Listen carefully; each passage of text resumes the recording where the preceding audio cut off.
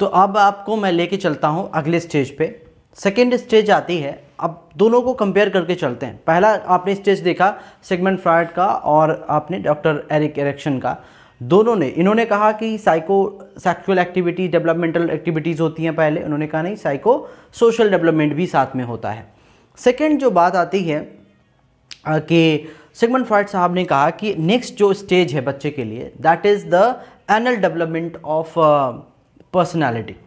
Basically उसकी body की जो पर्सनालिटी है वो, अब क्योंकि मैंने आपसे पूछा था पहला कि सबसे फर्स्ट बच्चे के लिए प्लेजर के लिए पार्ट कौन सा है उसकी बॉडी का, तो आपने कहा था माउथ, और उसके हमने एग्जांपल्स भी देखे। सेकंड जो उसके डेवलपमेंट के प्रोसेस में जो सबसे अच्छा ऑर्गन उसके लिए है, मीन्स जो प्लेजर उसे देगा, दैट इज़ एनल पार्ट। तो वो एनल पार्ट कैसे, क्योंकि अब छोटा सा बच्चा है, वो जब ये स्टेज मैंने आपको बताया 18 to 36 मंथ तक के लिए ये स्टेज है। फर्स्ट 18 मंथ ओरल स्टेज थी, सेकेंड 18 मंथ एनल स्टेज है। एनल स्टेज में बेबी इंस्फिंक्टर को, जो एनल स्फिंक्टर है, बायोलॉजी के स्टूडेंट्स ज़्यादा बेटर समझते हैं, अगर कोई और देख रहा है इस वीडियो को, बायोलॉजी स्टूडेंट्स समझते हैं इसको कि जो हमारा रेक्टम वाला पार्ट है, लार्ज इंटेस्टाइन का सीकम कॉलन रेक्टम, रेक्टम का जो ओपनिंग है that is called anus, and there is an एक स्फिंक्टर है, वहाँ पे स्फिंक्टर मसल्स हैं जो कि उस स्फिंक्टर को वॉल्व को वॉलंटरी मसल्स हैं वहाँ पे, कि जब हमारी इच्छा होगी विल पावर से हम उसे रिलीज़ कर सकते हैं। तो बेबी को लगता है कि अच्छा ये हमारी बॉडी में, ये हमारे कंट्रोल में है ये चीज़ कि हम जब चाहें फीकल मटेरियल रिलीज़ करें, जब चाहें रोकें, मतलब ये तो बहुत अच्छी चीज़ है। ये तो डेवलपमेंटल प्रोसेस में, देखिए अब आप कहेंगे कि ये तो फ़नी सी बात होगी, इसमें कौन सा मज़ा आ रहा होगा बच्चे को। जैसे हम सब अपनी लाइफ में कुछ नई चीज़ सीखते हैं ना तो खुश होते हैं, हमारे लिए अब वो अच्छी चीज़ है ना, बट बेबी को लग सकता है कि ये कौन सी चीज़ है, मतलब ऐसा क्या है। तो एक दूसरे का नज़रिया है, अगर आप देखें तो बच्चे के लिए वो एक बहुत बड़ी चीज़ है कि उसको ये समझ में आया कि वो बॉडी का ये पार्ट भी कंट्रोल कर सकता है। क्योंकि इनका जो पूरा रिसर्च था वो बेस्ड था ऑन द साइकोसेक्सुअल एक्टिविटी, तो उन्होंने सिर्फ एक पार्ट को देखा कि वो एनल पार्ट को कंट्रोल, इंस्फिंक्टर को कंट्रोल करके खुश हो रहा है, वो वहाँ से उसे प्लेजर मिल रहा है।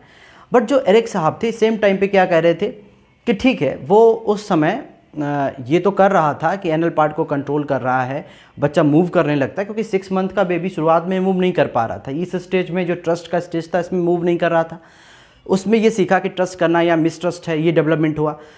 लेकिन इस स्टेज में उस बच्चे के अंदर जो डेवलपमेंटल होता है, स्टेज का नाम है ऑटोनॉमी या फिर शेम एंड डाउट की स्टेज वर्सेस ऑटोनॉमी की स्टेज, ऑटोनॉमस जो होने लगता है बच्चा। इसका क्या मतलब है, इसको समझते हैं एग्जाम्पल के साथ। फॉर एग्जाम्पल, छोटा सा बच्चा जब 1 साल, 1.5 साल, 2 साल का हो जाता है तो वो मूव करने लगता है, चलने भी लगता है, तो वो दिखाना चाहता है, ये शो करना चाहता है वो अपनी ऑटोनॉमी।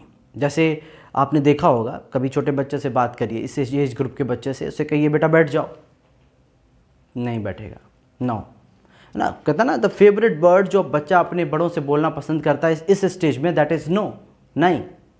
आप कहिए बेटा खड़े रहो, नहीं मैं तो बैठूंगा, बेटा खड़े हो जाओ, नहीं, है ना मैं बैठूंगा, और बेटा बैठ जाओ, नहीं मैं खड़ा रहूँगा, मीन्स। और कुछ भी आप उसे कहते हैं तो वो उसके अंदर क्या है, एक सेंस डेवलप हो रहा है ऑटोनॉमी का, मीन्स कि वो एक खुद में कुछ एक है, एंटिटी है ना। पहले उसको क्या लग रहा था कि जो भी कुछ है वो मदर है, सिर्फ मदर, है ना, होल वर्ल्ड दुनिया सिर्फ कुछ माँ ही है। बट बाद में थोड़ा डेवलपमेंटल में इसको समझ में आया कि नहीं, मैं इंडिविजुअल भी कुछ हूँ। तो यहाँ पे अब थोड़ा सा, जब यहाँ पे एज ए पेरेंटिंग की हम थोड़ी बात करें तो हमें ये समझ में आता है कि एक बच्चा है जो अपने एनल इंस्फिंक्टर को कंट्रोल कर सकता है।